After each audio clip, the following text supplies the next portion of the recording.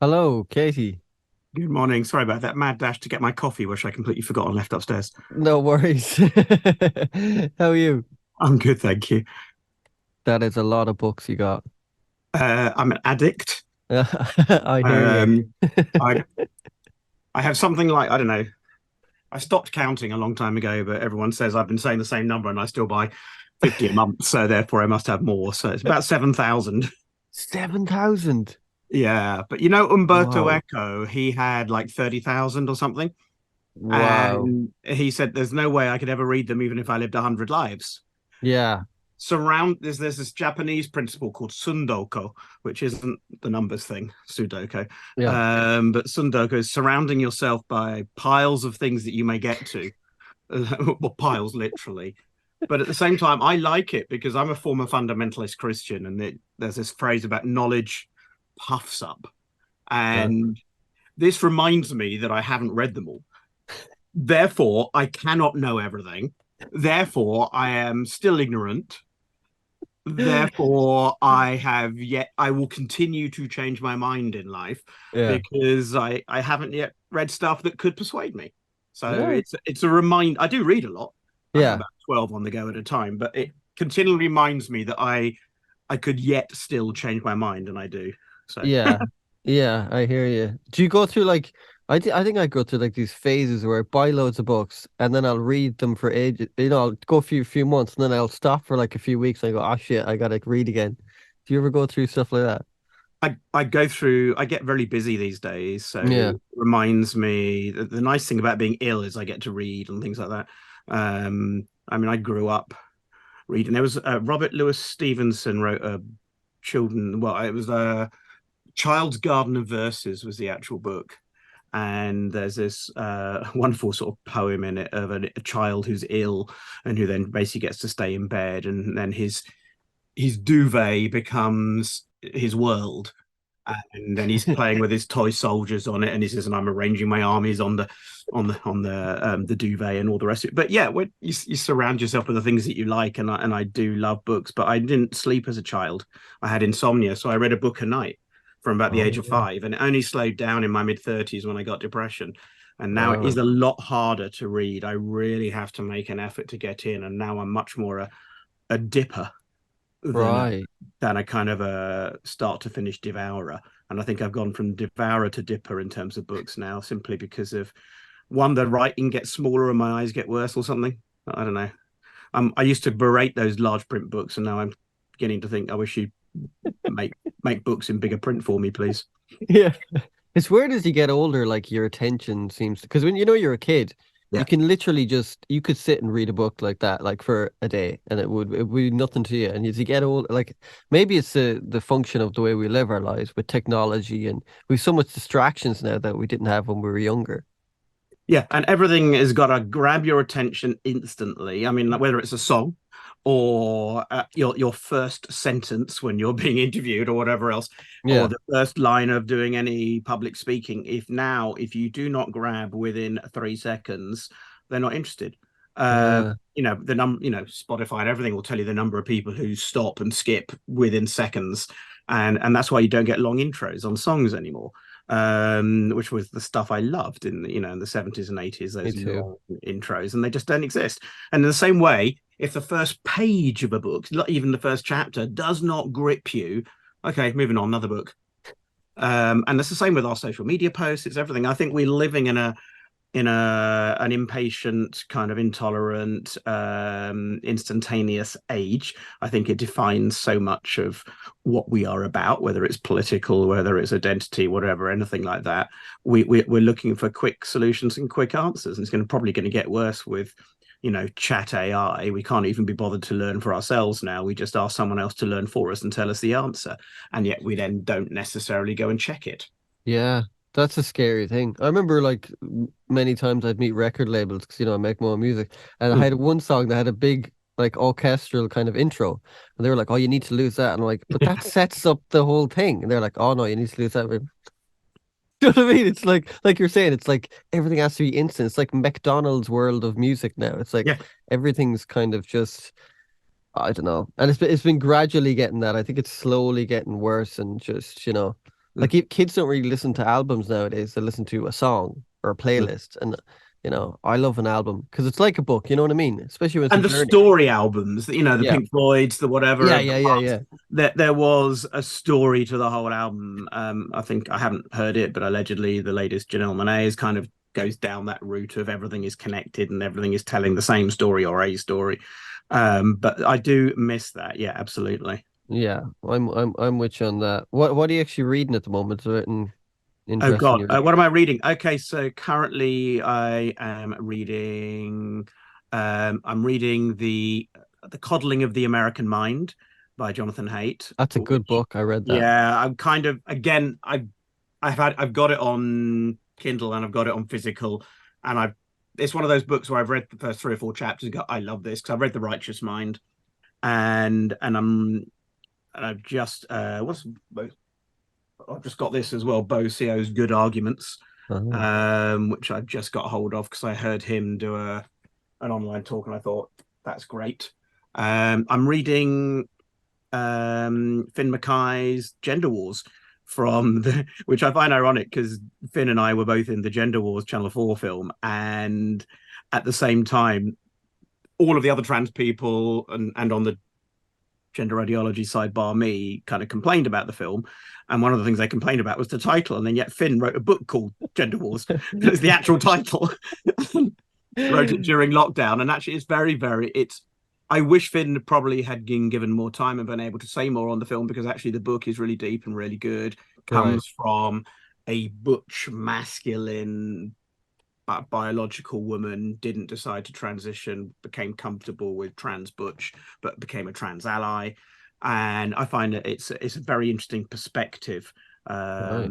and very well written, more kind of strong in its writing than their kind of presentation, on screen in that sense. I like good argument, good dialogue, and I like people who go to it quickly around that, but don't attack the person.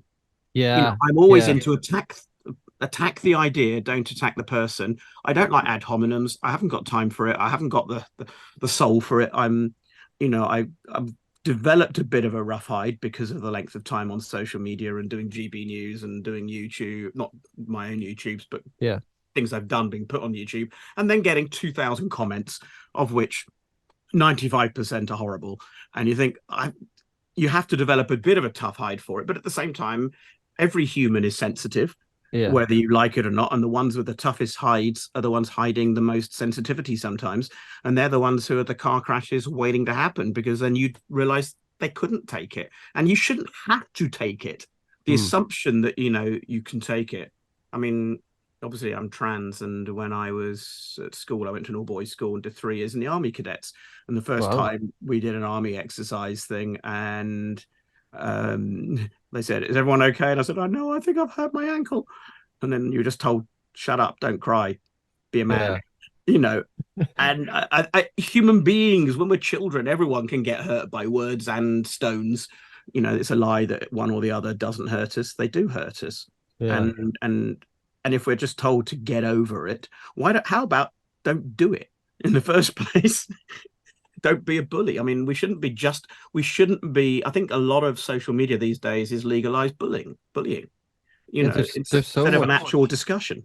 Yeah, there's so much like I find it quite ironic when you see people who are like, I'm against fascism and I'm against this, I'm against that, and they say the most horrible things to people. You're like, you do realize the irony of what you're saying, like, Yeah, well, the last 24 hours on Twitter has seen people on the gender critical argument side pile on each other, um, right? for policing each other's language. And I'm thinking, and then they're actually saying quite openly and awarely, this is the very thing we criticize the transgender activists for, and now we're doing it to ourselves. And I think, but it is the standard thing about any movement. Yeah, Eventually, a movement that once it gathers mass turns on itself, particularly if you've won some initial victories. Everything from gay men gaining the decriminalization of homosexuality. It was a gradual process from the very year I was born, 67. It was hardly kind of decriminalized in 67. You're only allowed to do it if you're at least 3 years older than a heterosexual person. And if you did it in the privacy of your own home and nobody else in the same building lived there, very much like Right. very narrow arrangements on which you can actually be gay. Yeah. And it took several decades to gradually remove it from mental health pathologization and from criminalization. But once those major steps were won, the very people fighting for it realized, actually, I don't like you or whatever. We fought on the same side for this, for the right to do these things. And then we realized, actually, you're a Tory and I'm a socialist, or you like metal and I like pop, or Right. you like blue and I like red, whatever it might be. If you're a minority group, you kind of gather around your cause. Mm. Then having made those inroads or got visibility, you start realizing, I don't entirely like the people I have to fight with alongside. Because if it weren't for this one issue, I'd actually be fighting them.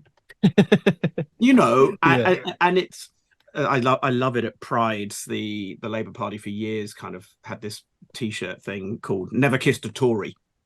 And I would just laugh at them. And I said, how many of you ask someone else's politics when you go back from a gay nightclub and go and, do whatever you do upstairs? And then you say in the morning, oh my God, you're reading the Telegraph or whatever. I never knew. Because you don't ask people their political persuasions, if Yeah. for like one of those shag and tell nights out. And it's hysterical that they have these blunt attitudes. It's kind of a bit like, should be more like the John Lewis thing, never knowingly undersold, and they should actually be honest about it and said never knowingly kissed a Tory. That I would accept. I love honest hypocrisy Right. because we're all hypocrites. Oh yeah. Yeah. The better you can have is someone who admits to the fact that they definitely going to change their mind, definitely said the wrong thing sometimes, definitely aren't entirely an eco-purist. I mean, the young people who leave their tents behind at Glasgow and do all of their eco-activism on their iPhones. You're not seeing some degree of hypocrisy in this. Yeah. If you're aware of it, great. Compensate in other ways. Yeah. Yeah. That's kind of a strange thing about the world I notice now. It's a lot different when I was a kid. That kind of thing of American politics coming over here of like Mhm. left, right. Like I never heard that when I was a kid. No one really kind of. I think you could more have a dialogue with somebody who would be more left or right. You know what I mean? It wasn't. It wasn't like nowadays. It's like if you don't agree with me on everything, I don't like you as a person. I think that's kind of a dangerous way to live, especially you can see it on the internet more than anything. Well, Weird as way. I said, I come from an evangelical Christian charismatic fundamentalist literalist background. Not my parents' background. I actually dumped my parents' religion because I thought it was too traditional, and I moved on to something a bit worse. Right. Because I was What made you looking. do that? I think I was looking for meaning, looking for belonging, looking for a cause, Yeah. and when I do things, I go into them Guns blazing. 107%. Whether that's collecting books, collecting Dr. Martens, of which I'm up to about 192 pairs. Wow. Um, Allegedly the third largest collection in the world. I thought I was the second. Now it's dropped because some random rock star actually has more boots than me. But it is yeah. I when I go for something, I go for it completely. Yeah. So when I went for religion, I went for religion completely. And I think it's also enabled me, having left it behind, and also been thrown out of it. I can see religion in things that aren't religious. I can see evangelical zeal in political fights, in Mm. gender and sexuality fights, in climate fights, in COVID, vaccine fights. And I think since 2016, I think we're just doing it more openly. I think we've probably always felt it, but we're far more open about it. And these civil wars are spilling onto every latest issue. You just pick an issue and there's a civil war instantly. People Yeah. take a side. And no one does nuance anymore. No one says, you know, it's possible. One of my favorite quotes is, which I can never remember exactly, which is F. Scott Fitzgerald, who said the sign of a great intelligence or great mind was the ability to hold two distinct truths in balance that may both be true or may not yet have found the synthesis, Hmm. etc. And the ability to say, well, yeah, sex is true. Like, for example, on the sex v gender debate, yes, sex is true. Biology is sex. Um, and gender is a social truth. And they're two truths, and they may intersect, they may oppose. But how do you look for syntheses? Which is one of the things I did get out of religion. I loved the fact that when I studied the Jewish side of things far more than the Christian side, the Christians, when they found a heresy, used to burn the other side and burn all their documents. The Jews were far more like lawyers. And they said, well, the only way to remember how we got to this verdict is to preserve both sides of the case, the prosecution and the defense. So we will Right. record both sides. So that means heresies get to stay around in history because we can then see how we went beyond it. And so you have this thesis, antithesis, and a synthesis. And the only way we're going to coexist on things like gender and a bunch of other political issues is by synthesis, Hmm. coming to forms of social coexistence. And that only is going to happen if we preserve both sides of the argument. We accept argument is a way to get there. We only ended slavery. We only got civil rights for people. We only got the decriminalization of homosexuality, the votes for women by argument. We got activism alongside, yes, but also by argument and by Yes. persuasion. And these things have to happen alongside. And we've got to, as I say, I wish it was less personal. And I wish it were possible to take it less personally. But I think as human beings, we, as I said earlier, we do take it personally.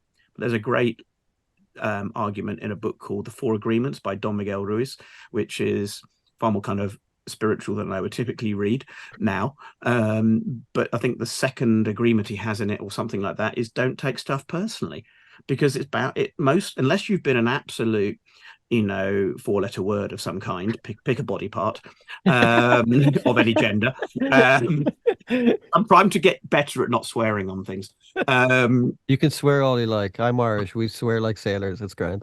I lived with a guy from Belfast for 2 years. He was hysterical. He had the sweetest smile and the hardest voice in some respects. But I still love Northern Ireland accent, and also I lived next door to a woman from Dublin, which is an accent I obviously love even more. Ah, Despite having a great granddad who ran the prison in Dublin and then was asked to leave Ireland by the Brits because he refused to spy on the Irish. hey. Yeah, end up being shipped off to Gibraltar to run the prison there instead. Wow. Random historical facts. Wow. That But is very random. yeah, I can't remember what I was saying now. What were Suddenly we got saying? on to we were talking about Irish. Oh, swearing. I can swear. Swearing, Yeah. yes. So basically, don't be a dick or a C word or any of the other ones.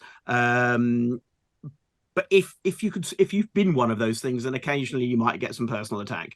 Yeah. But essentially, if you are being a reasonable person of good behavior but you might have an unreasonable argument or whatever, well, attack the argument. Hmm. Only attack the person if they themselves are literally being a dick. Yeah. Or acting, in that way. But generally speaking, there are better ways to communicate, and we've given up on half of them. Yeah.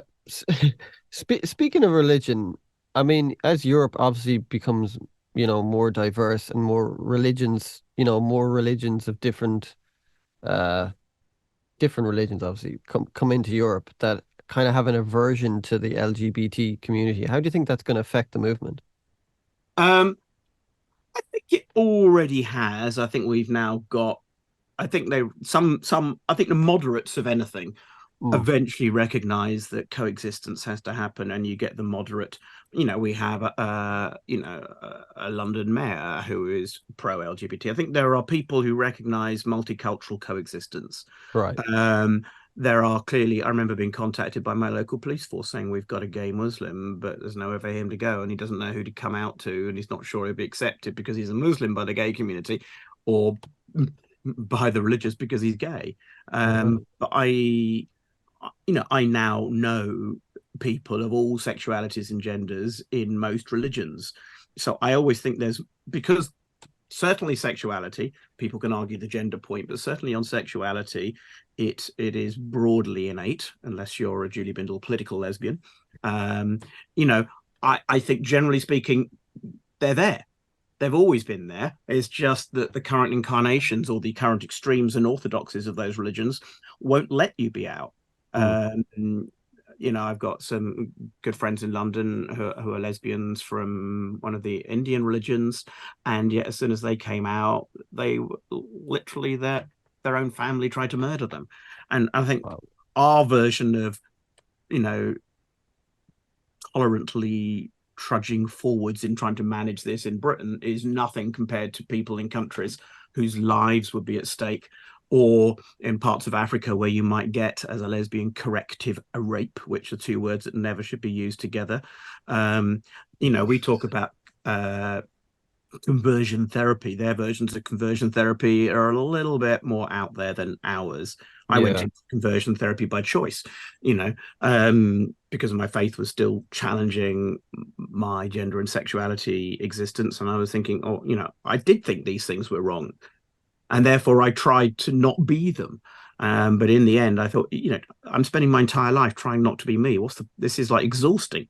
Yeah. It's far better to just get on and live your life. It was Albert Camus who said in L'Étranger, The Outsider, um, some people expend huge amounts of energy just to be normal. And Mm. after you've lived your life, you think, what was the point of that? I spent all of my life trying to fit in when I could have just loved my life. There's that wonderful old woman who wears like loads of beads, loads of colors, and who just basically, it's that old thing. I'm going to grow old disgracefully. Why not? I mean, life would be boring. Do we really want, a civilization made up of grey people? It's one of the first things that inspired me about everything from more Star Wars and Star Trek. Geeks divide on these things, whether they're a Trekkie or a Star Warsy person. I'm a bit of both, but I used to look at the future seen through the eyes of, say, Gene Roddenberry with Star Trek, and it was all very inclusive, but also all very uniform and dull, and pretty much everyone looked the same in Star Trek jumpsuits. And then the vision of Star Wars comes along, and the Star Wars bar scene, and there are no two people who look the same in the Star Wars bar scene. Everyone it's xenophilia because, well, having said that, some of them are killing each other, but the rest are drinking with each other, even though they're two different aliens with two completely, they look nothing like each other. And actually, when you go into a Star Wars scene like that, the Star Wars bar scene, you can look around and think, well, how do I know what gender is anyone? You've got Yeah. four eyes and eight arms. Are you male or female? And where does it go? What? So, our kind of conventional idea of what is interesting, what is beauty, what is sexuality goes out the window there. And everyone is a unique. And I was attracted to that idea that everyone's an individual. And I Mm. could see myself in that sense as an alien. And don't get me wrong here, I'm not identifying as an alien or anything like that. But I have always felt like one because I've never felt like, hey, there's two boxes, you don't even get a choice to pick. You are this box. And I'm thinking, but it doesn't fit well. Yeah. I was that kid when you had those things at pre-primary, the cylinder, the triangle thing, the star-shaped thing, and you got a box with four holes, Mm. and you're going, it doesn't fit. I'm trying to get the triangle in the circle hole. It doesn't fit, And I've always felt like that in life. And I think there's always been people like that, going back to your original question, within every faith, within every society, and every culture. Yeah, Mm. if the external pressure to conform is so strong that you cannot go into that realm of self-discovery, which I do believe is a semi, you know, northern hemisphere first world middle class luxury. Because when you're being bombed, you don't question your gender identity very much. Yes. So, Maslow's hierarchy of needs, survival first, then therapeutic exploration. But in that sense, therefore, I think, yeah, if you were living in a country which is conformist, which would penalize you to be anything other than the norm, then it stays hidden. But I think, yes, other religions having more of a presence in Europe, yes, there will be a frictional period where we're trying to work out how that works. But I think gradually the more open-minded liberal ends of those religions, and all religions have liberal ends, Mm. and all have orthodox ends. At the orthodoxy of all of them, they're all anti-LGBT. And at the liberal end, they're all pro, but there's not enough on the liberal end yet of any of them. And obviously, if the laws of the land decree that that thou shalt be liberal, at least in your practice and your mindset towards others, but behind closed doors you can believe what you like, then I think it does bring people to a better place. But I've got plenty of Muslim friends. I had dialogue with about LGBT stuff, and actually find them incredibly accepting. But then I've already gathered around the open-minded ones, because the non-open-minded ones probably wouldn't talk to me as much. So I do think open-mindedness exists everywhere. And having been, a theologian, I could both convince you theologically that God hates gays, but also that God loves gays. I could just pick Yeah. different verses. And I Yeah. could do the same from the Quran, from the Torah and from the Bible. And if I were to go and study other religions, I'm sure I could probably do it with the others as well. It's pick and mix. It's what we do. Yeah. Do you think with regards to liberalism, because obviously liberalism is a good thing that it obviously wants to help minorities and disadvantaged groups and like that. But do you think sometimes it goes so far the other end? Like, I mean, in Ireland, we're kind of there's a hate speech bill being that's they want to pass, and I mean it's draconian. Like, it's not just it will affect people who kind of are minorities. It will affect everyone. Like it's like, and I think sometimes that things can go so far. Yeah. An overcorrection almost. I think Yeah. that's a human thing almost, isn't it? Yeah, and I think I read at the weekend that I think it might even be Colombia is going to pass laws of up to 30 years in jail for hate speech and things like that, which is the same as Wow, murder, you know. that's crazy. And I, I'm a free speech activist, but I think you can't. How would I put it? I believe in fair speech. I think you get better speech by actually, and you get better conversations by actually being nice Yeah. to someone and trying to understand, trying to listen, trying to empathize. Pure hate speech won't get you anywhere. It's not nice, but Mm. to what degree do you ban it? I mean, if there's a difference between overt harassment, racism, and persistent being an idiot towards another person with your language. And I think you can do that based on harassment kind of rules as much as anything else. Mm. And in that sense. So for example, do we ban the absolute use of the N-word? Well, what happens to people who use it in music? I went to see To Kill a Mockingbird in the Gilgud Theatre in Soho a couple of weeks ago, and it was used about 20 times in the play. There was this shock in the audience at the first use, because I forgot I didn't go and spend £10 on the program until the interval to realise there was a trigger warning in the program. But you had to pay £10 to find out the trigger warnings. It was a bit like bit late. So in the first half when it was used, I thought, what? I thought we were late, but contextually it was right. Contextually, it was like a punch in the gut, and I'm white. You know, to Mm. hear that in that situation, there was also anti-Semitism in the play. You know, um, but it transported you back to the era that that play was reflecting. Mm. And actually, at the end of the play, black and white, 100%, every member of the audience stood for a standing ovation. And it was that I haven't been to plays for years. My father was, an actor, took me to plays and throughout my youth, and I hadn't really gone back to live theatre. I think COVID killed it for a lot of people, Yeah. and go back to it. And I was really pleased to go back. It was powerful and impactful, and I realised that it's that you can't. I don't think you should ban any speech, but I do believe, again, go back to my previous point: don't be a dick. Yeah. And so this goes back to Voltaire's principle, which he never actually said, but his biographer wrote of him as a kind of summary of his attitude, is that I may not agree with you, but I will defend to the death your right to say it. And some of the time I do get vehemently defensive of people's rights to be dicks occasionally, or to at least say dickish stuff. But at the end of the day, I'm also not going to respond to it. And that's what Yeah. I learned doing this TV documentary a couple of weeks ago, because I suddenly had 1,000 new followers every day and 500 messages and comments, and there was no way I could respond to them. So I had to choose what to respond to. And I got some advice about this, and I actually agreed with it because I was going that direction myself. And I actually put up a tweet saying, look, I'm getting so much stuff coming in that I'm going to respond to the constructive stuff. But if you're only going to be destructive and dickish towards me, why would I bother trying to respond to it? It's It's weird, like, when you get comments like that are dick, like shitty comments. No one in real life would come up to you and say that.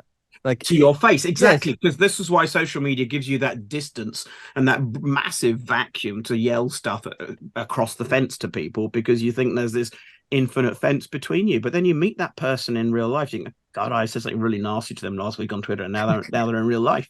And actually, I have found that, having done panels with people that I disagree with, Mm, they're a lot kinder to me on social, because they've now met the human being. And there is that different personal track. And I did something on a to say it was a right-wing TV channel, or at least a controversial TV channel, wouldn't be disputed by many. But mm, anyway, I did something on GB News. There we go. I said it now. I did something on GB News about a year or two back, and I was sat on the sofa with someone who was opposing trans women in women's spaces, and I was arguing for limited access to them. I'm not pro entirely trans in sport or women's prisons without really, really strong justifications, mm. but literally going for a piss, let us get on with it, sort of thing. And then and so she was disputing it, and but we were very calmly, we were very nice, and she had lovely hair, so I would let her say anything pretty much. Um, and and then afterwards, we left the studio, and she said, "Oh, let's connect," on Twitter. And so we did, and then we ended up walking to the tube together, and then getting on the same tube in the same direction for about 20 minutes, and realized we were going in the same direction. So we carried on talking, and then Yeah. as I got off the tube, I just turned to her and said, "So, going back to what we said on TV." Live half an hour or so ago, just which toilet and change room should I use? And she said, "Well, you'd come to the ladies with me, Katie." I said, "What changed?" She said, "Well, I know you now." And a lot of it's easy to dislike, hate, conjure up views about other people you've not spent any Mm, time getting to know. And one of my biggest things that I taught myself, I guess, but it's also part of my own innate curiosity, has been, as soon as someone tells me their what, I ask their why. And then even their where did that come from? And when did it come from? So instead of actually pouncing on the first thing that comes out of someone's mouth, say, mm. so how did you get to that point of view? What led you to it?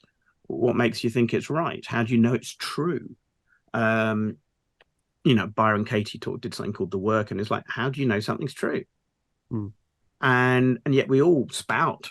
We're 100% convinced of our truths, and yet we all spout them and think, how do you know it's true? I was a creationist. I used to believe in a literal recent planet Earth that only been around 5,000 years. The dinosaurs were on the ark with all of the people. It's a great belief. Did you It's believe like, that? yes. Really? I bought hundreds of books on creationism and evolution, and I read all of them to Wow. try, because I also was open to persuasion, and I gradually moved. I still think evolution is hard to believe as well, to be fair. But I moved away from one belief towards another belief by being open-minded. But initially, I believed one thing. I mean, who wouldn't want to believe this fantasy I, land that we all live with the dinosaurs? are you more like agnostic now, or would you be Yeah. more? Yeah, me too. I think there's something about there's something arrogant about atheism in the fact of like, how do Okay. you How can know? you Exactly. absolutely know? It's Exactly. like, do aliens exist? I've no idea. Yeah. They wiped my memory the last time I saw them, so I don't know. I'd love for them to exist because it makes Oh, life more exciting. yeah. And I love the human imagination that we've made them exist. Yeah. The Yeah. imagination that we're able to write stuff about aliens, that we've conjured them up, is fascinating in the same way. But probably maybe the same thing's true of gods. That we've conjured them up in our minds, so maybe one does exist. I don't know. I'm I'm anti-religion, I would say.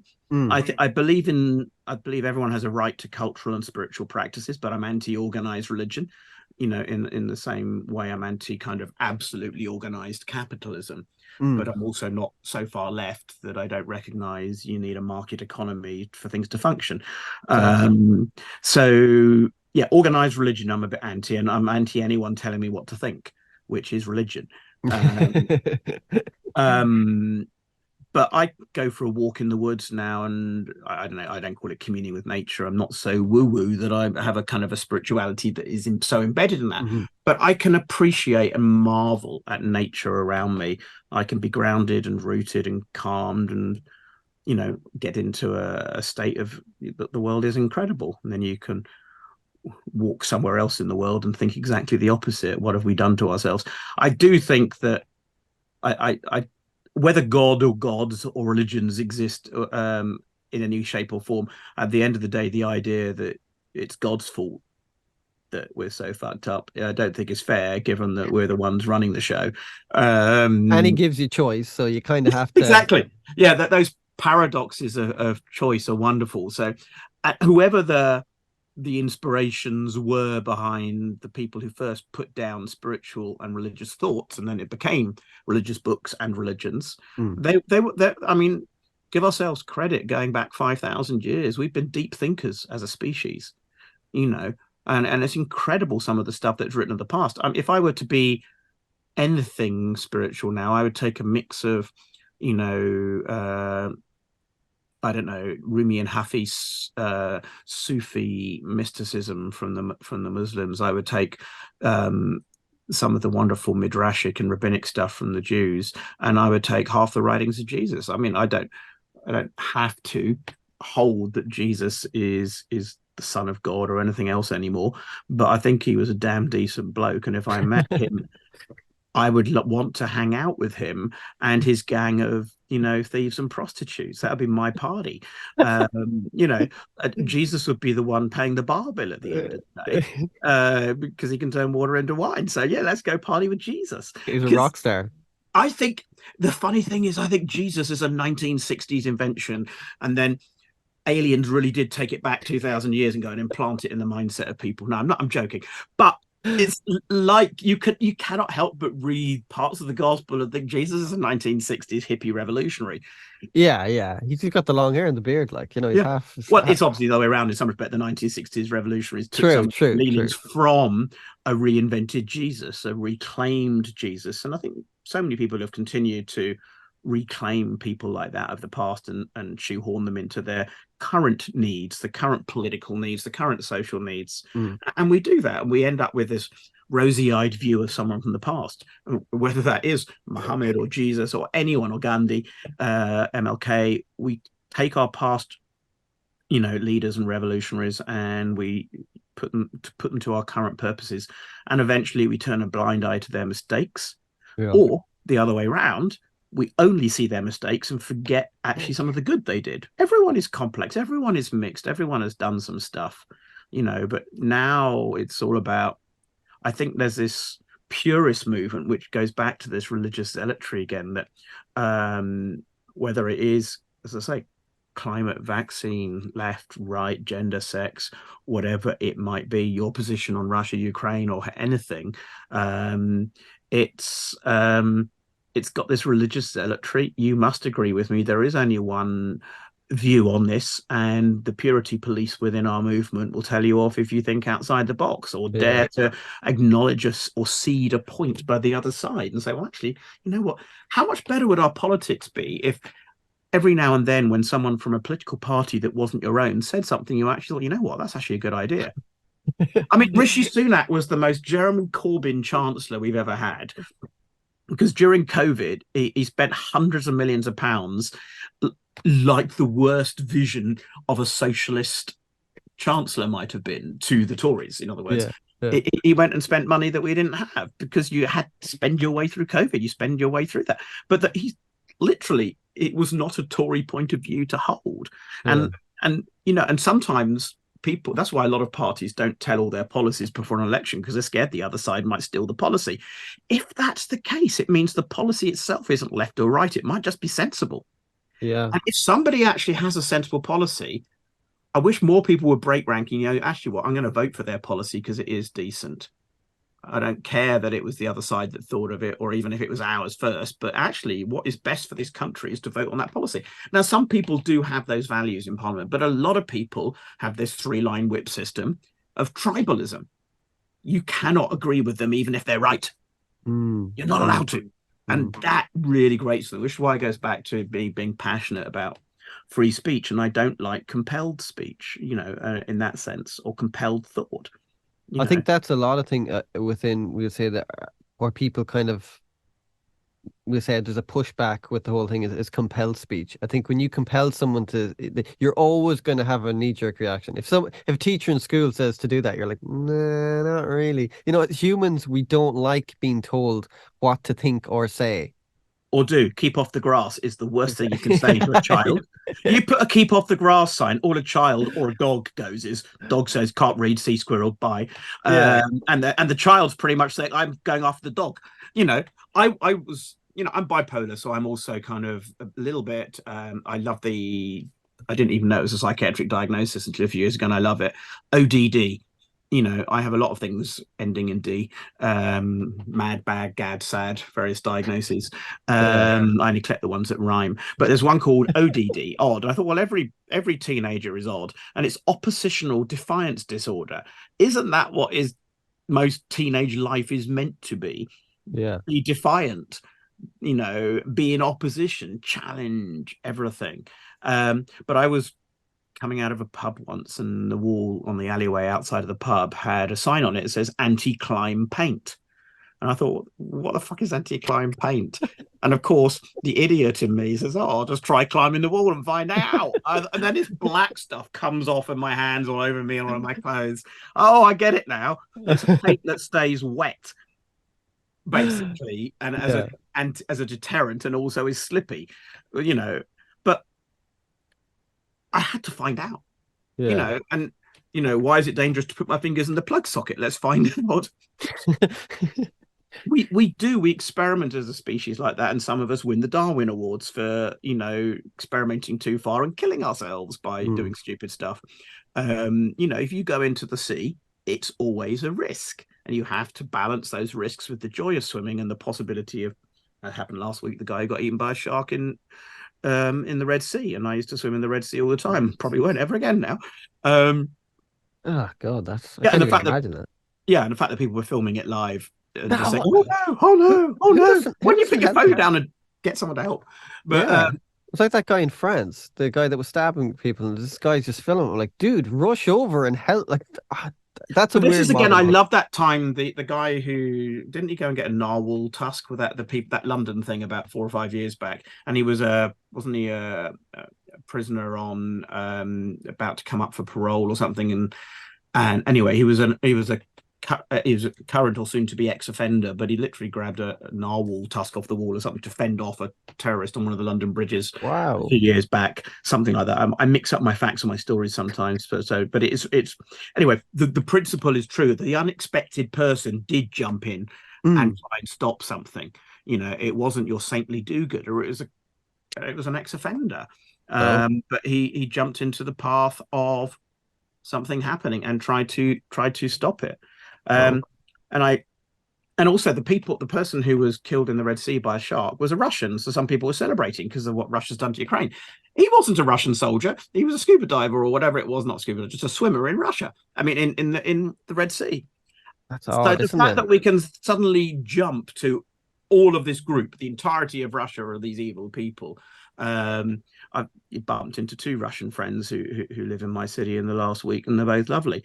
People aren't the policies of their Politburo, patriotic countries who tell you again, compelled speech, all Russians, you must think this way. It's like Mhm. classic, the Winter Games at Sochi years ago, and the mayor of Sochi goes, "We don't need to, have any, rainbow flags or any kind of pro-gay statements made out loud because we do not have any gays in Russia, and we certainly don't have any in Sochi. We don't have them; they don't exist." Yeah. Um, and and again, this idea that there's this, it's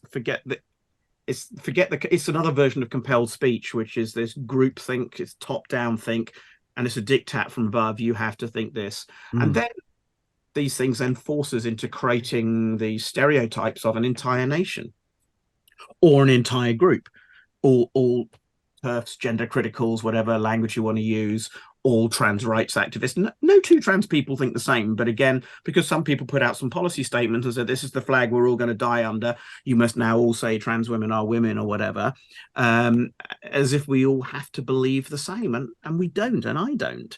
Yeah. And we're not allowed to breach those things. But as soon as you have these slogans that you have, or beliefs, that your nation or your group aligns to, then it fuels that the other way round of you then projecting onto that entire group that they only think that there is no nuance, that they can't think for themselves. Yeah. And then we just put people into boxes and jump to conclusions all the time. My favorite new kind of witticism that because I love language, and I love catchphrases because it really helps me to summarize and encapsulate everything I believe about something in a catchphrase, and I can unpack it if I need to. My latest that I'm using is, don't jump to conclusions, jump to conversations. Yeah. You know. How do you feel about, we'll say someone with regards to pronouns? Because on a smaller level, for example, I know this is, but it's connected in the way of like I was at work the other day and someone said this girl's got OCD and I have OCD, and I'm like, OCD is not someone just who's meticulous. It's, I didn't No. correct her, I wasn't gonna go because I was like, oh, I'm not gonna be in, but do you think that people, because she didn't mean it in a way of harm, you know what I mean? It Yeah, so wasn't she was done. meaning that, she likes to put her pencils in order or whatever. Yeah, Um, there was so no I malice in do it. think, I mean, yeah, well, I'm bipolar, and a lot of people say I'm feeling a little bit bipolar today, and they don't mean they've got a diagnosis. What they mean is their mood is up and down or whatever. yes, yes, I think the distinction, all of these have the D letter on the end. So I'm literally diagnosed mad, bad, gad, and sad. Mood affective disorder, bipolar affective disorder, generalized anxiety disorder, and seasonal affective disorder. yeah, I did have a therapist say, you're also OCD, Katy, but I'm not giving you the number of the OCD group because you're going to take it over. Because you'll want to help others, and you get involved, and that's not going to help you if you're going to be trying to become the help. yeah. Um, and so I haven't got an OCD diagnosis, just an OCD observation by professionals. Mm, Um, and and from people I know who have OCD, they say, yeah, Katy, you got it as well. But it doesn't affect me as badly as others. I do have the intrusive. That's the thing. The stereotype of OCD exactly. is Intrusive people come around thoughts. my house and, Katy, you haven't got OCD. Your house is a mess. Your house is untidy. You don't clean. And I said, yeah, but I'm a hoarder. you Yeah, know, um, 3.5 out of 5 for hoarding. There's a hoarding scale, and I keep checking it from time to time. I think if it gets to 4, I'm going back into therapy. But as long as I can keep it under 4, I can live with it. It's ordered hoarding. okay, And the advent of digital newspapers means I no longer need to die under a pile of them. yeah, I'll die under a pile of phones instead. Um, but I recognize that I have obsessions. I recognize that I have intrusive thoughts. I recognize that I have them. I manage them. mm, So perhaps the D, as I say on the end, is it's a disorder. Definition of a disorder is basically that which seriously affects your ability to function in life. You know, and everyone in that sense is a little bit OCD, a little bit bipolar, a little bit something. We're all, because all of these things are spectrums of existence, spectrums of mm, personality, spectrums of behavior. Yes, we're all a little bit autistic because everyone is not normal. There's no such thing as normal. There's no such thing as typical in that sense. So everyone is, and I'm using normal in a statistical sense, not in a judgmental sense. Something about the mhm, normal distribution. But we all should be, if we want to be interesting human beings, outliers. We should all be different to each other. We're all going to behave differently. We're all a little bit neuroatypical. Schools trying to make us all neurotypical. So this is the way of learning, and this is the way you should do it. And everyone resists it in some way. Some people are visual learners. Some people are audio learners.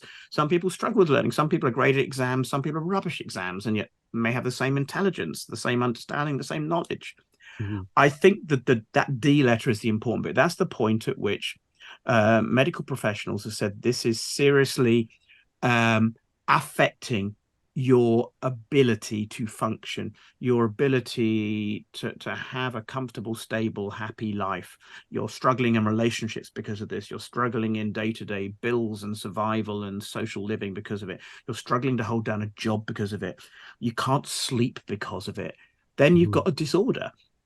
And I mm, think there's a whole bunch of things on the scale to that disorder. And I can make a choice to be offended by someone who says, oh, I'm a little bit bipolar today. I said, no, you're not. I've actually got bipolar, and I'm really offended by you using my word. You yeah, know, I think you can distinguish between a little bit bipolar.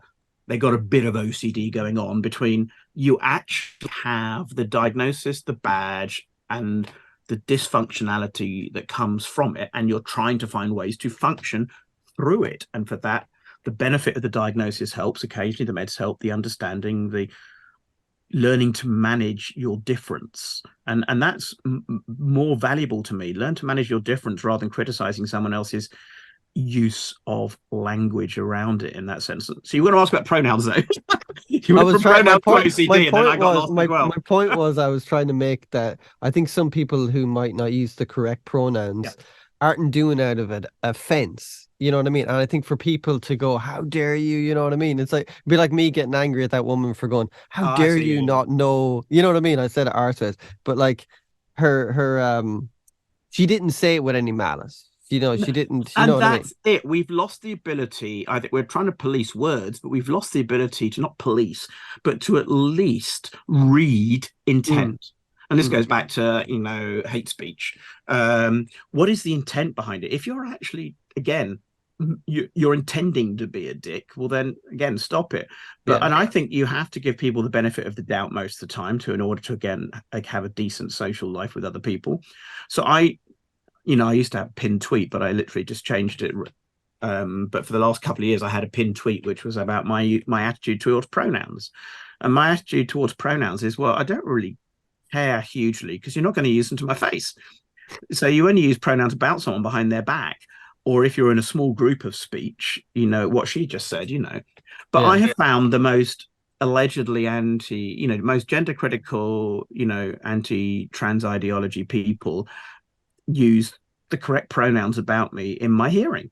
So again, that face-to-face stuff changes. You know, Kelly J. Keane Minnesell, Posey Parker used she of me to a news presenter in my presence. Because again, people don't want to get deliberately arsy off the first step. Right. Right. So I've had more people use, well, not more people, it's not actually true at all. I've got many people who have used she of me, even though I don't actually have declared pronouns, use she of me as a courtesy. Right. Than I have people using he and him and man deliberately. Now, obviously, Twitter is full of people saying he, him, and man to me all the time. And I understand that, but also, do you really want to start a conversation like that? We're not going to go very far. How about don't use them at all? And that's my preference. Call me Katy. And when you have to talk about me behind my back, call me Katy. And if you don't like Katy, call me KJ, call me Katy John. I don't care. Some people have insisted on calling me John without Katy to try and re-emphasize the man bit. Well, they don't know his Right. history. Katy and John were both my birth names. At birth, for an hour or so they couldn't work out my gender, so I was called Catherine, and then I was renamed Jonathan an hour and a half later. All right. Subsequently in life, I've but I had a hormone condition that meant I was a slow developer. I didn't get puberty till I was 18. Oh, So I was under a pediatrician for 7 years because I was going to be on a human growth hormone program if I didn't grow. wow.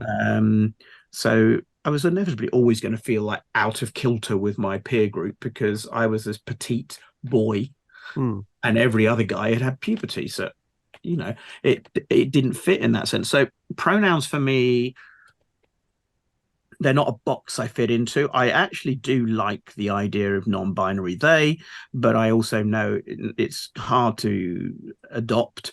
I think they is actually more easy to adopt than people realize. Like my sister went to the shop yesterday and they bought a red dress. That's normal. That's normal speech. We do use they of singular people. It's not a problem unless you choose to make it a problem. But I think they is fairly accurate for me because I've transitioned, I've lived life as male, I've lived life as trans, I've been perceived as male and female and all different kinds of various times in my life in that sense. I make zero effort now because I've given up trying to be any gender. I'm just being a human being and I'm very comfortable with that. And if I'm a human being, then I'd much rather a pronoun that isn't male or female. But I'm also not going to criticize someone for the first one they use of me. So because I haven't changed my voice, Hmm. which was actually something some girlfriends suggested. It's okay, we don't mind if you change your body, but don't change your voice. I said, why is that so important? Surely the body parts are quite significant to a sexual relationship. And they said, no, we're all bi, it's fine. So I seemed to accidentally date only bisexual women or people that discovered they were bisexual by the time they dated me. But they said, but don't change your voice. I said, why? Because if you change your voice, it'd be like you're acting. And we want to be Okay, with okay. you, not someone who's acting. Your body isn't you, but your voice would be put you in role the whole time. I thought that's really, really interesting. So I took a radical decision to not attempt to mask my voice, which meant I basically outed myself as trans every time I opened my mouth. Uh, But also when I pick up the phone and my bank's ringing, I go, "Hello, it's Katie here." Um, and they go, "Oh, it's great. We wanted to speak to we wanted to speak to Katie."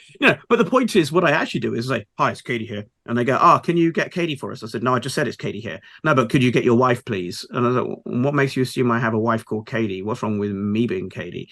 I smoked a lot. I've had throat cancer, and I haven't got a high voice anymore. And they go, "Oh, I'm so sorry." No, I said that's not true. But the point is, you made an assumption about my voice. My favorite was on an airline. You're sat in cattle class, and the food and drink cart comes from the back if you're in cattle class from economy. So they come up from behind you. So the first thing they usually, well, certainly in my experience of this particular flight was, and the first thing they see of you is like long hair and an earring and the shape of a cleavage or something. So they yeah. lean, say, "What can I get you to drink, madam?" I go, "Oh, order please." And they go, "Oh, I'm so sorry, sir." I said, "No, you were right the first time." And they go, I'm confused. I said, "Have you seen me? I'm confused." Um, you know, so sometimes I'm playful with it, and if I'm in Yeah. a playful, wicked, naughty mood, because I realize that gender can be confusing. I mean, I live next door but one to Linda Bellos, a black butch lesbian who wears on the outside a lot of male couture clothing, Hmm. doesn't identify as male in any way, shape, or form, just as a really butch woman, and she gets misgendered 5 times a day. She Right. gets heat all the time. She doesn't bother correcting until it gets infuriating. But it's not malicious. It's just they read her as Yeah. ill until, and even when she opens her mouth, she's got a deep voice as well. There are singers who've had deep voices as women, and I love that croaky tone. So I recognize, therefore, that when someone clocks an aspect of me or hears a voice, they're going to Mm. hear something. And the first thing when they describe or talk about me rather than to me, they're going to use a pronoun. And the first one that they use is just what they've noticed. It's not, I can't control it. So I do to some extent. I think pronouns are also, if you force it, it's again compelled speech. Mm. But I think afterwards, I think it's courtesy speech. And I think, and this is what Helen Joyce got attacked for on Twitter over the weekend. She said, "Look, sometimes I'm going to use somebody's actual preferred pronouns because if I don't, then there's no conversation to be had." So, and I totally agree with that. You get be nice and you'll get heard. If you're going to be nasty, you won't even have a conversation. So if you want to win your case, then be courteous to the person in front of you. If that's their preferred form of address, then use it. That said, I won't be calling Rees-Mogg sir, you know, which was a demotion for him because he thought of himself as Lord. Um, you know, but the point is, I think pronouns are how we see people but when people write about me, I say, "I would love it if you use they," because it'll confuse everyone anyway. It's fun. But also I don't believe in taking language that perhaps isn't mine to take. And in that sense, for example, I don't call myself woman and I don't demand she. However, a majority of women that I meet are actually either courteous or inclusive or accepting or whatever. And they do call me she and woman. And that's fine. And I'll take it if it is given, but I'm not going to demand it. I'm not going to walk in my size 8 docs, which aren't that big, but they're still docs, and I actually put my foot in the door and say, "I demand access to your space. I demand access to your language. I demand access to the things you have fought for centuries to have as women. But if you willingly accept me on occasion, or even more than one occasion, etc., I'm going to love it." Yeah. For me, I think gender identity has always been about that, as much more about the tribe of women than the than the body issue. And when I'm accepted, I love it, but I want it to be willing. I don't want it to be demanded. If it's compelled, it isn't acceptance. So that's the wrong fight. Do you think in with regards to a lot of younger people, and I don't mean this in a bad way, but do you think coming out as trans or non-binary has it become like a fad almost?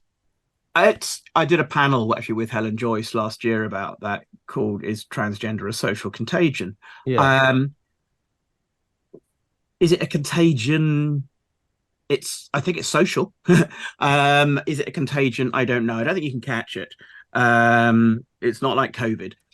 No, Um, but you I know, think kids there are has to very like be, sponges. Like they yeah, will. I think there has to be some kind of questioning there of something for Mm, you to think trans is the solution.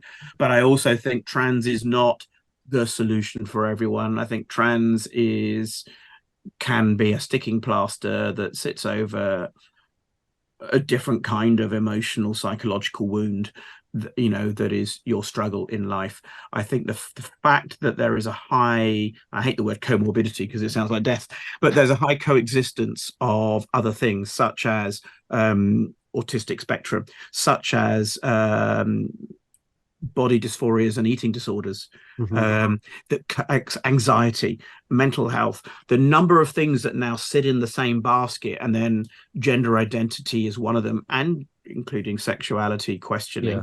I don't think there's a massive number of gay and lesbian people choosing to be trans because they can't bear to be gay and lesbian, because society is angry is harder to be gay and lesbian. I think it's easier to be gay and lesbian than trans.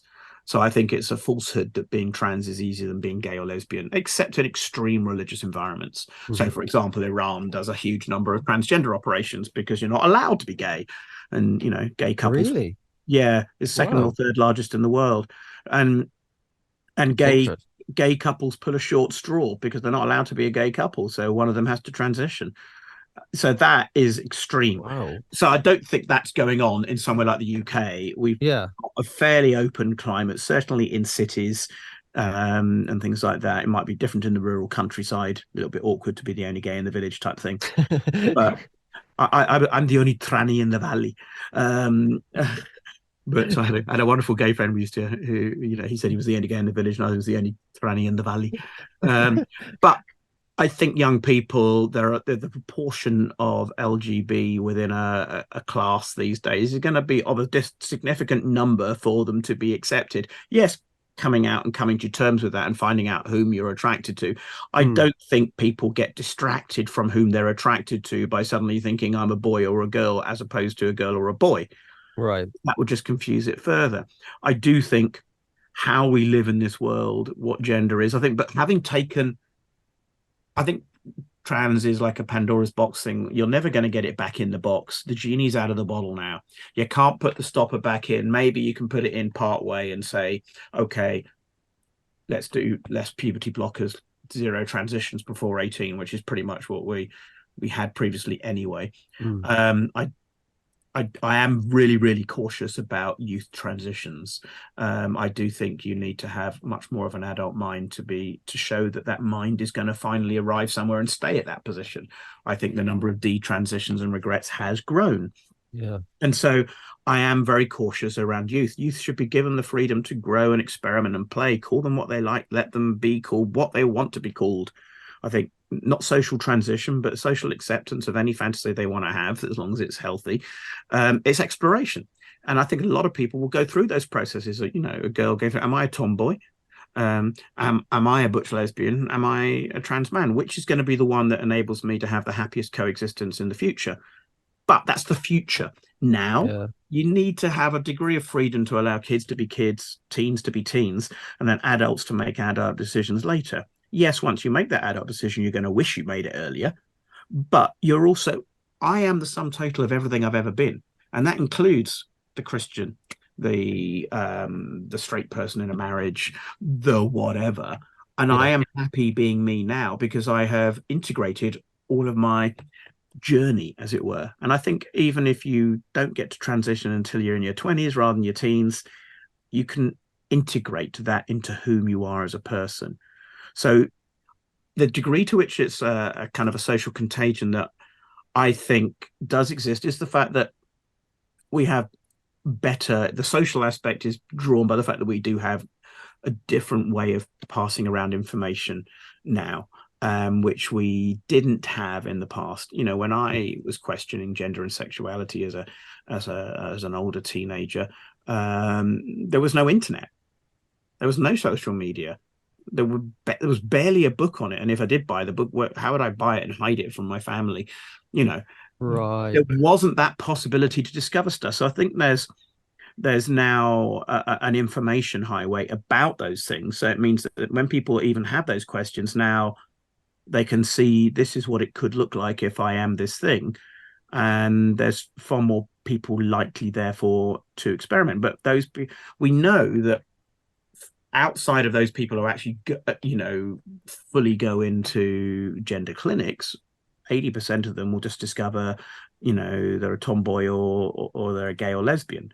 Of those that go into clinics, 80% pretty much come out as trans because it becomes, its own conclusion by simply going into it.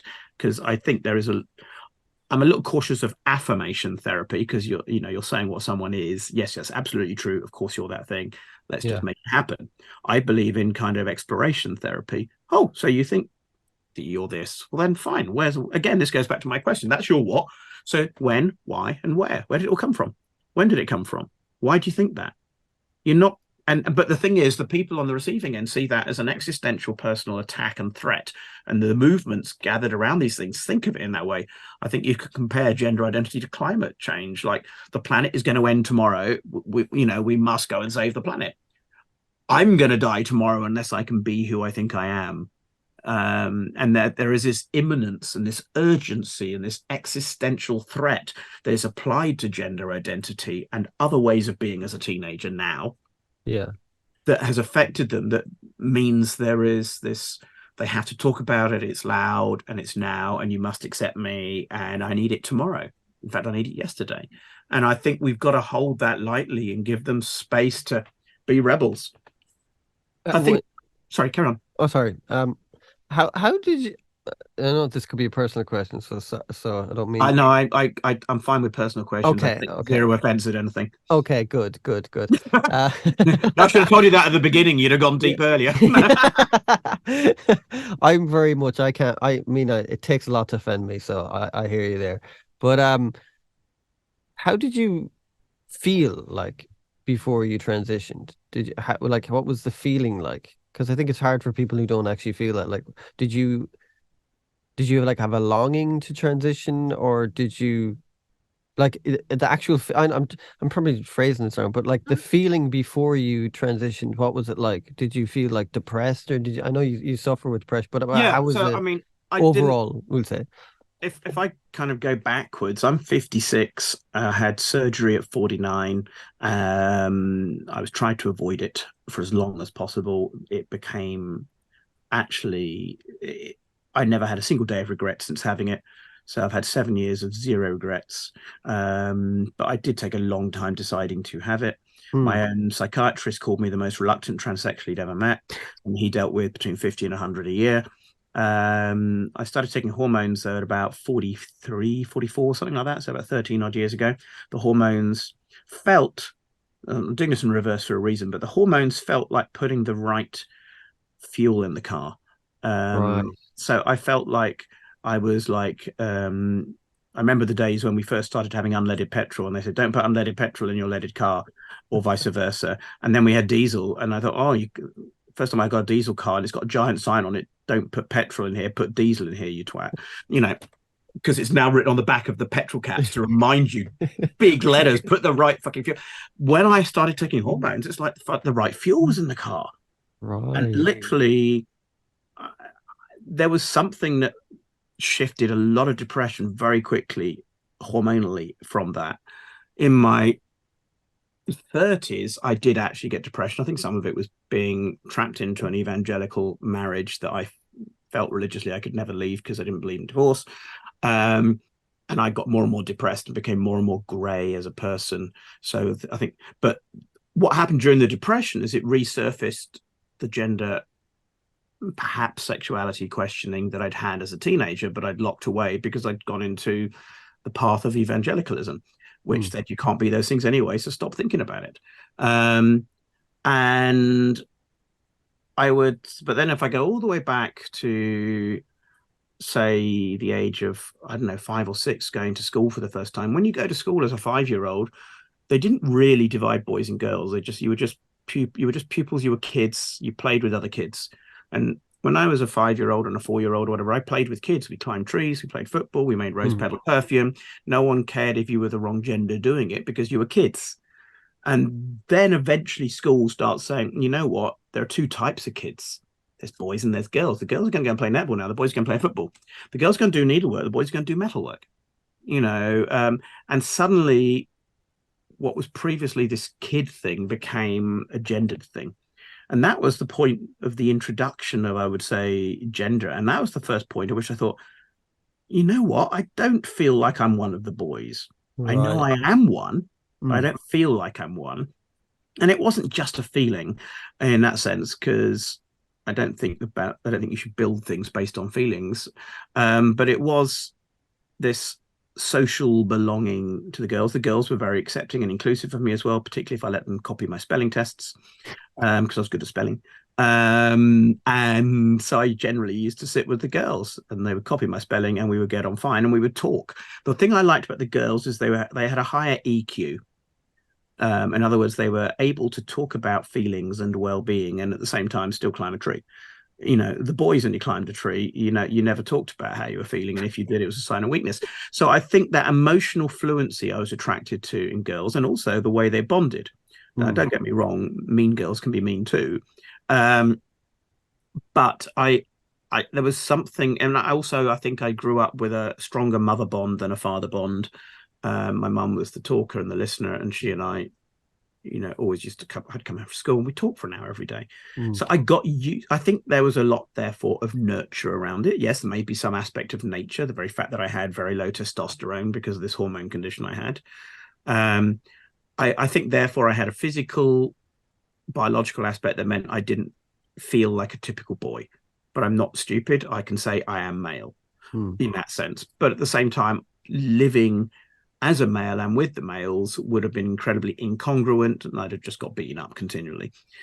Um, but I found the tribe of women far more interesting, far more accepting, and that's where I felt that I belonged. So that aspect of feeling was about that, but because I was logical, I was able to continually put it aside and say, no, I'm not a girl.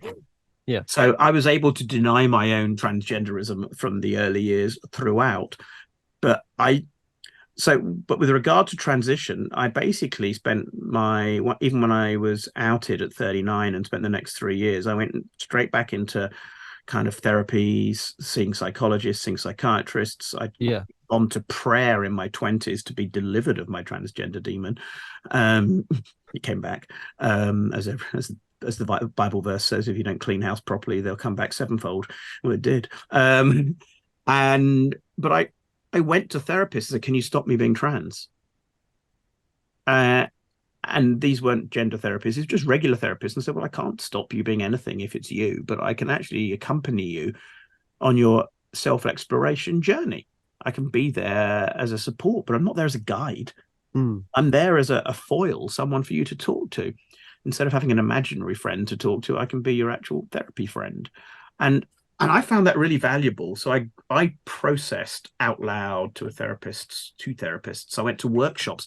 I went and did sex and body workshops in California, and, you know, to try and accept my body. I made a decision that I wouldn't transition my body until I could accept it. And then once I accepted Right. it, I thought, well, if I transition now, I'm not doing it because I have to or because of some other reason. I'm just doing it because I want to now. Mm. It actually became an informed choice eventually. And I thought, you know what? Just do it. It doesn't matter. If you don't do it, you're going to spend the rest of your life thinking, well, will I, won't I? Maybe I will. And in the end, I just did it to get it out of the way. And I said, I have zero regrets. It was a Were you scared before you did it? Of fuck yeah. some. Yeah. Yeah. Yeah. Who wouldn't be? I like Yeah. any. I did actually talk to transgender friend who's a biker, as well. She's she's showed me a different way to be trans from some others that, it's not all, short skirts and lipstick and shit. She is a programmer, a biker, very fit and physical, and gets on with life like that. And I went for a long walk with her and said, look, these are my questions about should I have the op or not. And I said, look, I'm not 100% convinced. She said, I don't think anyone is. Mm, mm. And I think that, the idea, I think everyone is in denial if they say, oh, 100% convinced, absolutely. It's a serious effing operation. Yeah. You know, my body said to me, don't do that again to us. I said, well, it's a bit late now. I can only do it once. But it's like a case of like, I think there's a lot of people who do go into it without thinking it through properly. My own surgeon said to me, you know what we're going to have? We're going to have this explosion in about 30 years of um, elderly people in care homes with dementia, um, who transitioned at younger ages, and there are aspects to their body aging as a transition body that is going to be complicated. Mm. And because one thing, if you have the full surgery and have a vagina um, made and its capacity, then unless you keep it open, your body will treat it as a wound and try and heal over it. So Right. that's why you either have to have regular sex or a dilator to keep it open. Um, and there's going to be elderly people, and if you don't keep it open, it's going to mess with your new urethra. Right. So there are actual physical complications you have to be aware of. So I think it has to be, again, a well thought through decision, last resort thing. And yet, for me, I went for something called a labioplasty, not a vaginoplasty, because I thought, you know what, I actually don't want to have sex with anyone, to be honest. So I don't need that capacity. Right. So um, whether it's male or female having sex with me, I'm not interested in that sense. So all I need is a labioplasty. Just get rid of the meat and two veg, um, and put something nicer in its place. And then the surgeon goes to me, what about the clitoris? Do you want the clitoris? I said, well, I'm not really interested in sex. So I said, I don't really care. He said, well, I'll make one anyway, and you can see what you think, sort of thing. And discovered it a few months later and thought, oh wow, it works, fantastic. Um, which was quite a surprise. And I treat that as like paracetamol on tap, because it's great if you have a headache or you're stressed. And it works better than the old equipment. Seriously. So I was really quite impressed by medical engineering in that sense, but I was also made fully aware by decent, honest surgeons that there would be complications if I went down certain paths. And I said, I'm Mm. going to go for the low maintenance option. And he said, good choice. And I thought, actually, this was the right choice for me. But yeah, I was lying on the gurney going into surgery, chatting away to my anesthetic nurse, It's scary. who was from Eastern Europe, from the country where Agatha Christie had a holiday home, apparently, and overlooking a lake. And we were chatting Agatha Christie and his and I'm all wired up and everything else lying there. And the thing that I remember is him eventually saying, right, I want you to count backwards from 10. And as I think I got to about 8, and I was about to say, I've changed my mind. In my head, I was forming the words, I've changed my mind, Really? I think. But then Wow. I'm under kind of the anesthetic takes like 3 seconds to work, sort of thing. And I woke up with, as I said, okay, well, I did that, didn't I? Okay, fine. I didn't wake up feeling like a woman. I woke up feeling a little bit less encumbered, a few fewer items in the bagging area. Um, you know, unexpectedly lightweight. But the point is, I actually did wake up relieved and thought, well, I've done it now. There's no going back. And I actually am pleased about that. But as I say, I was lying there thinking, I have doubts. And I think Mm. I was only ever 80-20 persuaded it was the right path. But afterwards, 100% it was the right path. I didn't have to like own it because I couldn't go back. I Mm. was relieved. And Did it? some of that relief was probably I've made the decision. So at Yeah. least the decision relief is out of the way.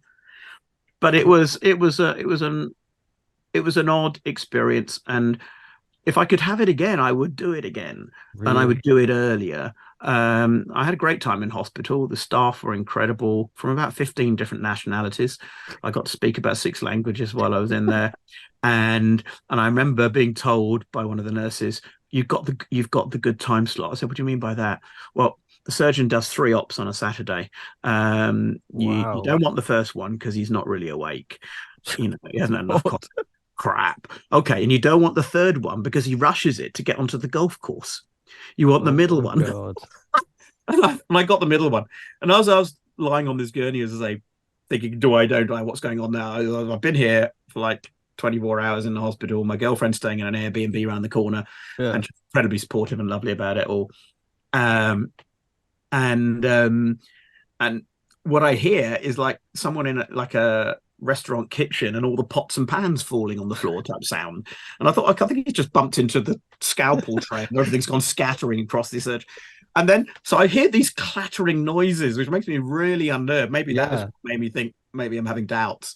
And then he swings the doors open like this. Are you ready then? So I was Yeah. Wow. like, it was comedy if it hadn't have been really hardcore reality. Yeah. Well, you need a bit of comedy in every walk of life, I think. Oh God, yeah, no, it's the only way I've survived both being trans. I survived suicide, and then even did a comedy skit around it 4 months later, because that's how I have.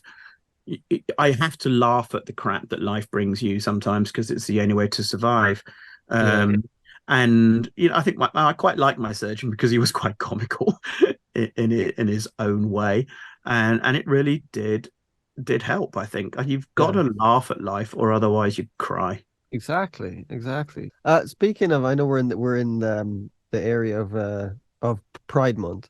Do you find that it's been very much co-opted by a lot of like it's like I do kind of laugh when I see like BMW and they have a pride flag up, but they only put it in Europe. They won't put it in their Middle East BMW. Exactly. Do you know what I mean? Yeah, there's a lot of pink washing, pride washing. There's a lot of green washing that goes on, and so I do think it creates for employees a good thing, whether it's mental health awareness month, disability awareness month, Black History Month. I think it's okay to have all these awareness months, etc. I think it's okay for employees to see visibility at work. I think, but I think any I think you should hold the companies to account for any company that does have their gay BMW that week. I think there was some big monster trucks in America got done out in pride colors, one of the American car companies, and it was that they gayified a vehicle that was so ungay. Um, you know, it was a butch vehicle that they made pink and sparkly. Like, okay, that's a clash. Yeah. And I remember that episode of Top Gear where they were in America and they put some pro-gay slogans on the side of their cars, and they literally had to flee in terror because like these guys came out with like Oh my God. AR-15s in the back of a pickup truck because they were in a deep South state or whatever else like that. Yeah, bad Yeah. idea. Know So your audience. exactly. So I don't. I think there is a danger that a lot of people are doing it for kind of equality points, Mm, mm, for Stonewall indexes, for I think the Swan Awards, for the American kind of DEI type indices. Um, we all know what went wrong with Dylan Mulvaney, and yeah. others. That was it. The Adidas, and Nike and all of them now have done things like that, and they will all keep doing it because they get awarded points for it. And a lot of students coming out of universities do look at those indices and say, I want to go to the most accepting company if I'm going to work somewhere. Mm, If you have those kind of luxury choices, many people actually just leave school and work for the only employer in the town, which is why you always have to be, again, these honest hypocrites. I may not like Amazon, but it's the only employer, so I'm going to go and work in the Amazon warehouse. Or may not like Uber, but I've got to feed my family, so I'm going to take that job. yeah. Job choice is again a modern luxury not everyone has. Hmm. I do think Pride was originally a protest. Pride was political. It's still political now. It's a different kind of political. It's political within itself rather than necessarily against the state half the time. I I respect people like Peter Tatchell, who's traveled the world going to prides in countries where it's illegal to have a pride half the time, and to equally try and take down Robert Mugabe or Tony Blair. Um, it was but I do think, yeah, the heavy. They've turned into giant street party parades, which is only possible with either charging us tickets or having massive commercial sponsorship. They've become industries, Mm, um, and that's okay. They're carnival now, um, and if it's carnival, yeah, you're going to have sponsorship too. It's the way of the world. Just don't think of it as this is LGBTIQ dot dot dot true allyship. It's a partnership. It's a commercial world. It's the nature of the market in that sense. Um, so I think we should challenge it. I don't think you should necessarily boycott it because of that. But you should again just go into it with your eyes open and say, Yeah. look, eh, Yeah. Well, all those companies are spineless. You're like, well, where were you years ago when they probably needed you more? You yeah, know? yeah, they are playing catch up, all of it. I mean, but it isn't especially relevant for them to be there, except that once one of them is there, they all have to be there because they don't want to be the one that isn't there. Because to be the one that isn't there is then to be seen as the homophobic one, even if you're not. Yeah, yeah, I get you. So it's like everyone, and it's like all the companies that are buying up ethical other companies, like was it did Coke buy Innocent or something like that, and Unilever, somebody else bought Ben and Jerry. All these little smaller ethical companies got bought up by bigger companies in order to say we've got an ethical product, sort of thing. And it's a bit like that now. Everyone's in the mean capitalist marketplace. Everyone is out to make a buck. We know you don't actually 100% mean your kind of absolute LGBT loveliness for one day or 1 month a year. At the end of the day, you want to sell your product. But you also know that if you don't do an element of demonstration of that, you'll lose an entire segment of the market. But also, if Yeah. you play it too hard, like Bud did, you'll Yeah. also lose your market because you'll lose your existing market. So I think soft awareness, not hardcore awareness. Like, hey, it's such and such a month. Of course, we're an LGBT inclusive employer. Of course, we're accepting of LGBT customers and clients. We'll put up this month's flag. But these days you can put up the flag even if you think it's the right one, and someone will attack you for using the wrong flag, or blah blah blah, or go into the deep down origins of who made the flag and therefore the flag's wrong and is evil. It's ridiculous. I'd rather people again just offered good service and good terms and conditions to their employees, and Mm. people felt safe to be themselves at work, which is what these things were originally around. This is an accepting workplace, but at the end of the day, you want to go to work and get on with your job. So I do think it's got into the territory now of backfiring. Right. We've now got into the territory of ill thought through but good allyship. In other words, you want to be a better ally, but you get some marketing company to come up with an idea for you, and then the idea completely backfires Mm. because it was a bad idea.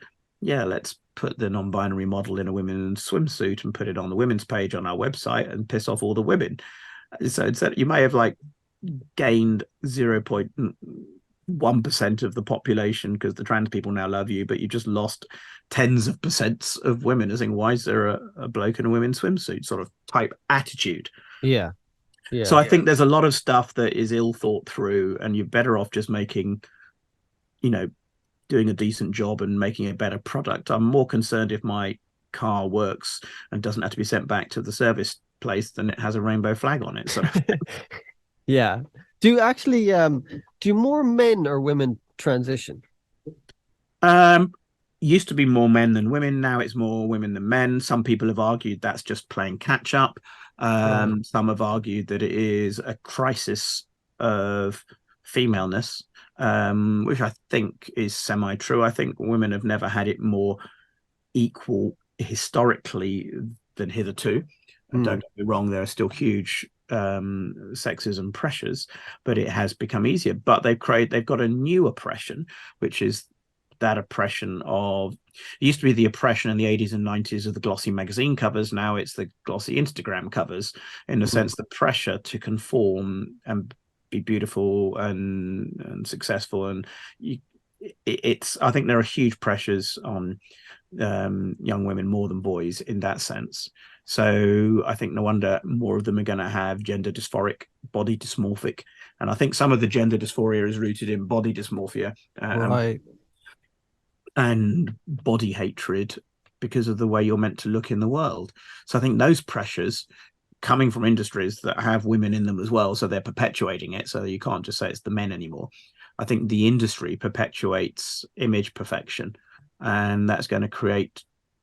So I think there are new reasons to be trans. I think there have always been trans, and I think there was. It was interesting. Someone did some stats years ago on the direction of transition in Eastern Europe, from East Germany through to Poland and places like that in the Mm. past. And it was more women becoming men in those cultures.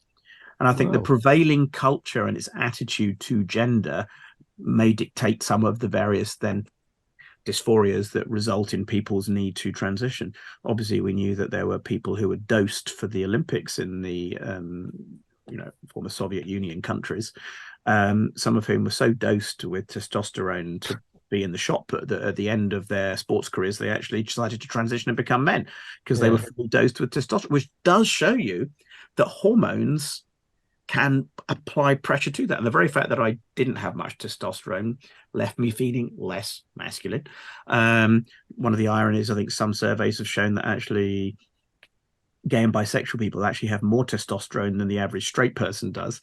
And it's actually, it's being gay to some extent may even be partially down to being hyper masculine, not Right. effeminate. Right. And effeminate is a social thing to some extent.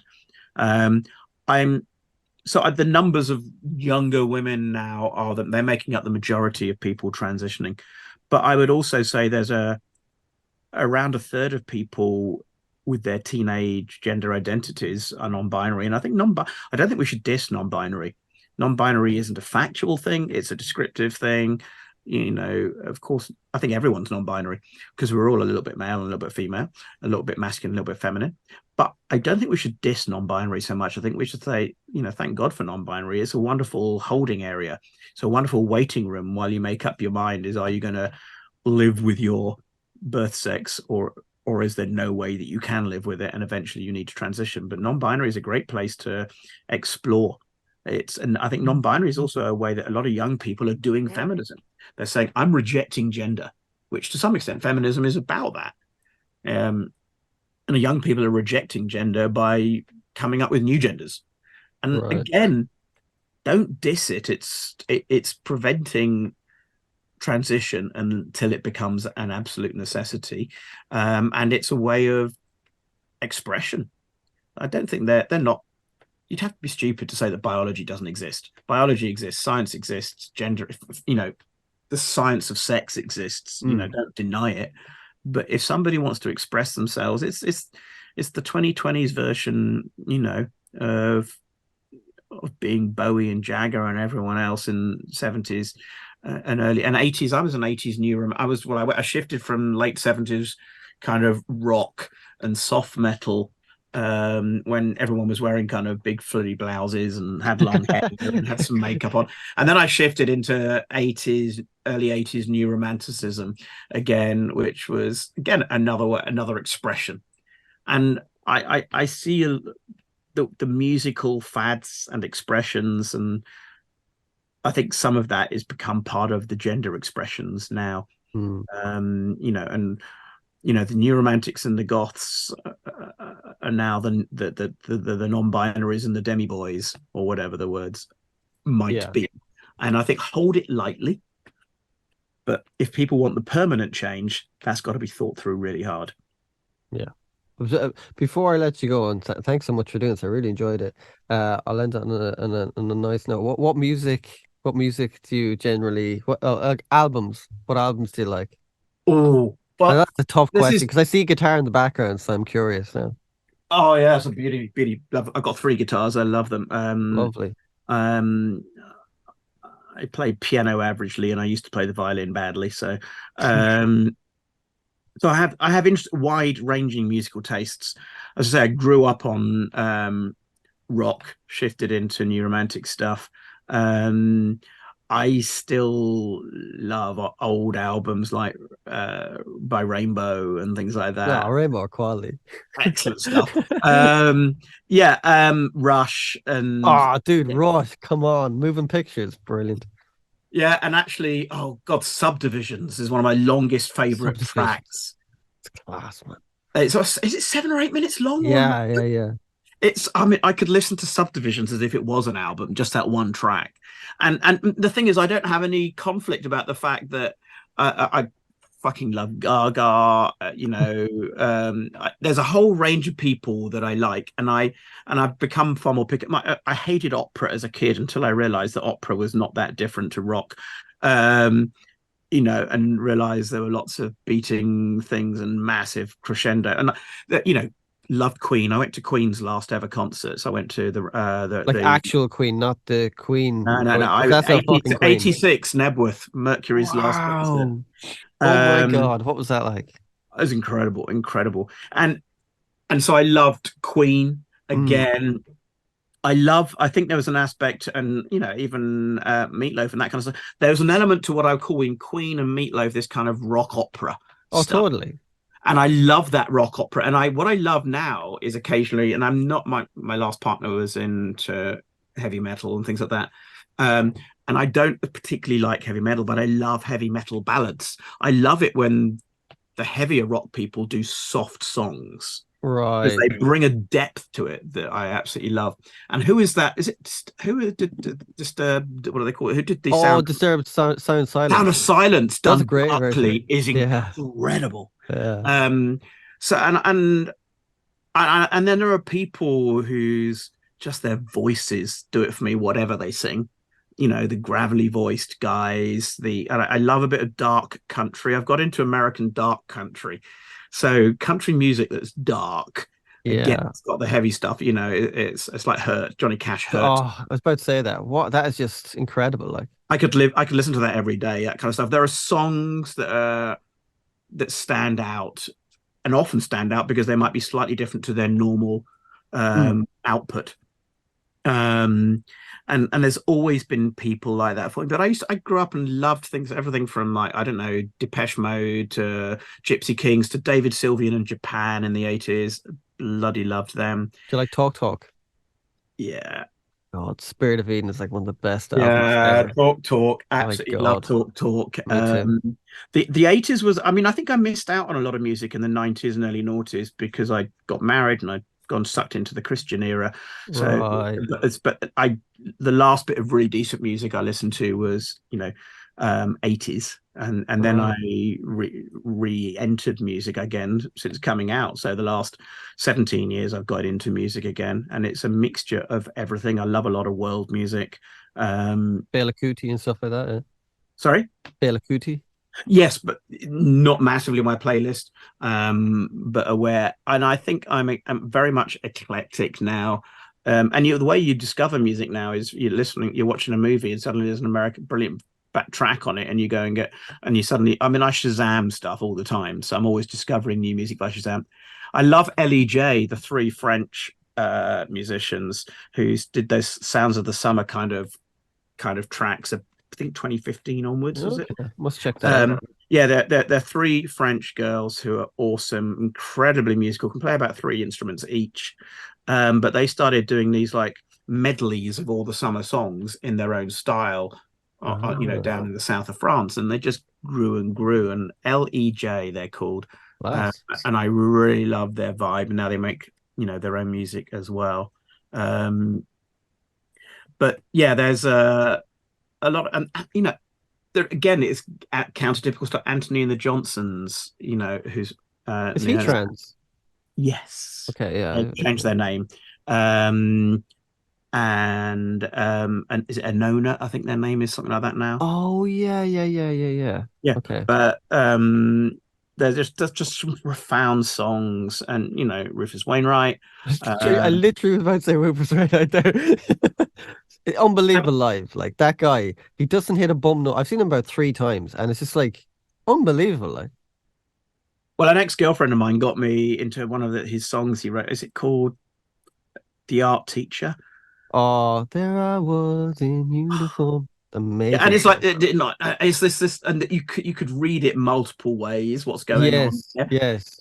what genders, what ages are happening in this conversation, but it's utterly brilliant. I love songs that tell a story within the song, in the same Mm, way that I like an album that connects the songs that mm. that have a narrative throughout. So huge things like that. And I've been obviously following the whole debate about Roger Waters and Pink Floyd going on recently. So is it, what are his politics on Israel? Is he a Nazi? What's going on? If you Yeah. go He's back and watch the Wall properly, it's fascist.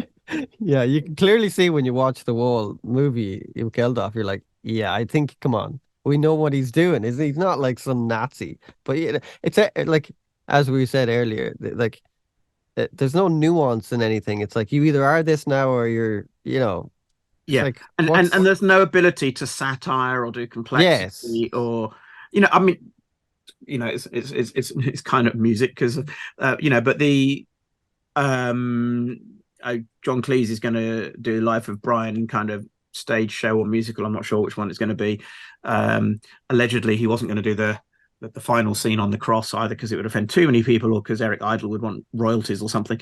But but I never watched The Life of Brian, the film. I still haven't watched it. I've only ever seen YouTube clips of scenes from it because when I was a teenager, I was one of the Really? people standing outside the cinema saying, "Don't go in, it's Oh, anti-Christian." no way. So, which I'm sure happened in Ireland as well at the time. But Probably, yeah. if it even came there, but the Life of Brian has got the famous scene about the People's Front of Judea, and they're all discussing. There's four of them sat round, on this these amphitheater steps discussing the People's Front of Judea, and one of the guys is Stan, and they're saying, brothers, we must rise up. And Stan goes, and sisters. And I go, yeah, and sisters, Stan, fine. and we must raise up our sons to fight this, blah, blah, blah. And daughters. Stan, what is it with this sisters and daughters thing? Says, I want to be called Loretta. And it goes into this wonderful trans skit of Stan identifying as Loretta and said, I want to be a woman and I want to have a child. He said, but you can't have a child, Stan, you're a man. He said, but I want the right to have a child. And I think this is prescient. This is 40 years ago skit. And now it is the bloody transgender argument in a skit. But what's really about it is it's about free speech and creativity now because the actors for the stage show refused to perform that sketch because it was insulting to trans men who might have a baby. And in fact, the original sketch was about men identifying as women, trans women. And yet now it's seen as insulting to trans men because they might, and I thought, this is ridiculous, the fact that they would refuse to perform that. And so I think we lose a lot when we start creating rules for creativity. Yeah. And I think we've got to express ourselves. Yeah. Art should always be free, because then you're just going to stifle it. And if you stifle something, sure, how many movements would have got just killed, would say, because if you come out of any art movement, the newest movement is always like, oh no, you can't do that. So yeah, and all movements, whether it's music or art or anything, usually they forget, but they are standing on the shoulders of the giants that went before them, and yet they see themselves as actually dissing what went before them in order to create the new thing. And they say, actually, we're the only real artists because we're the only true rebels. All the rest of you are conformists. Yeah, and everything punk being one thing. Yes, exactly. And everything from, you go back, you listen to the chord progressions in, again, 70s, 80s rock, and you will find it coming up in Beethoven and Bach. You look at Scott Joplin and breaking allegedly the rules of music, and yet those things are still built on previous things. And non-conformity is just going to be the next conformity eventually. Exactly. Hey, well, thank you so much for doing this, Katie. I really enjoyed it. Pleasure. Sorry if I took too much of your time up. No. Well, as you can tell, I like talking. So. Okay. Well, thanks so much. And are you on Instagram? I can what's the word? Tag you. That's it. Yeah. At Katy John Went on Instagram and at Katy John on Twitter. I do have at Katy John Went on Twitter too, just in case I'll get cancelled. So I got two just a backup. Great. Well, if there's anything else you want me to put in, the info or that under the YouTube or on the podcast on Spotify, just send me an email and I'll put whatever you want up. And fine, yeah, brilliant. Yeah, people I've got a website that links everything together it's just katyjohn.com. It's very simple. It's one way of being.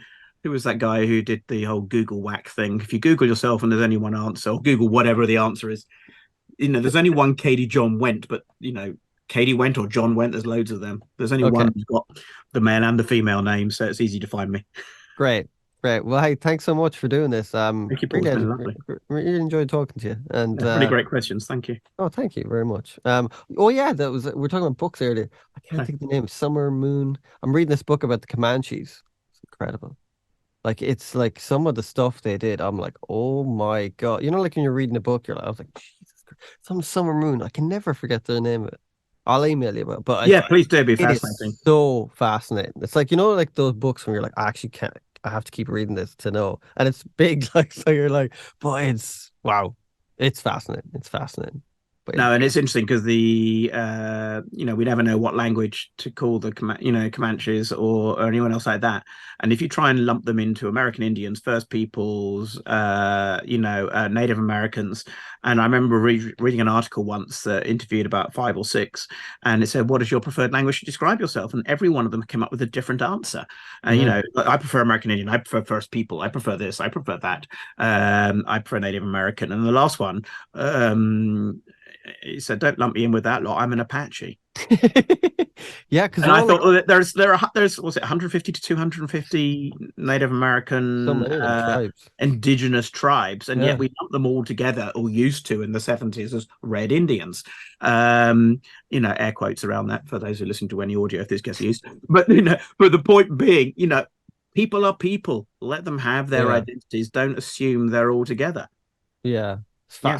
fascinating book though. Like just like just that when you're reading it, I'm like, oh my God. I'm like, oh, I like just some of the stuff they did that you're like, I won't spoil it. But anyways, I'm sure you Yeah, I'm sure send me it too. Send me yeah. it too. I love books. Yeah, I got space for one more, I think. Yeah, I think just about maybe behind the guitar. Right, Katie, take it easy. Have a lovely weekend, Thank week, you. and all that. Cheers. Cheers. Talk to you. Bye. Bye bye.